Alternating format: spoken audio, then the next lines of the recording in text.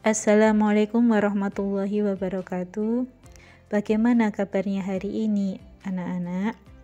Hari ini kita kembali belajar mata pelajaran sejarah kebudayaan Islam. Sebelum memulai pembelajaran, marilah kita awali dengan bacaan basmalah terlebih dahulu. Bismillahirrahmanirrahim. Materi yang ingin Ibu sampaikan kali ini yaitu tentang strategi dakwah Rasulullah SAW di Madinah.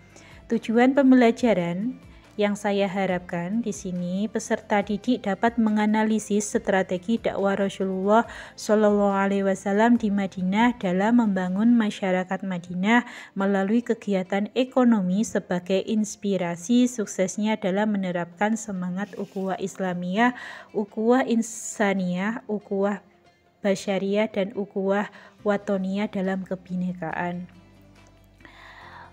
Marilah kita bahas yang pertama, yaitu strategi dakwah yang dilakukan Nabi Muhammad SAW di Madinah. Antara lain yang pertama yaitu membangun masjid sebagai pusat ibadah dan dakwah. Yang kedua, mempersaudarakan kaum muslimin, muhajirin dan ansor. Yang ketiga, membuat kesepakatan antara penduduk non-muslim. Yang keempat, membangun ekonomi masyarakat Madinah dengan membangun pasar. Kita bahas poin yang pertama yaitu membangun masjid sebagai pusat ibadah dan dakwah. Karena di sini masjid merupakan tempat utama dalam melaksanakan kegiatan ibadah dan kegiatan keagamaan lainnya. Yang kedua, fungsi masjid yaitu sebagai pusat kegiatan pendidikan, musyawarah, dan tempat pengadilan segala perkara. Yang kedua, strategi yang kedua yaitu mempersaudarakan kaum muhajirin dan ansor. Kaum muhajirin berasal dari Mekah, sedangkan kaum ansor berasal dari Madinah atau penduduk asli. Meskipun keduanya berbeda suku, namun mereka harus tetap menjalankan ukhuwah persaudaraan, ukhuwah basyariah, hubungan persaudaraan yang kuat meskipun mereka itu berbeda suku dan ras. Kemudian strategi yang ketiga yaitu membuat kesepakatan antara penduduk non-muslim. Mengapa harus membuat kesepakatan? Yang pertama, karena tidak semua penduduk Madinah itu beragama Islam.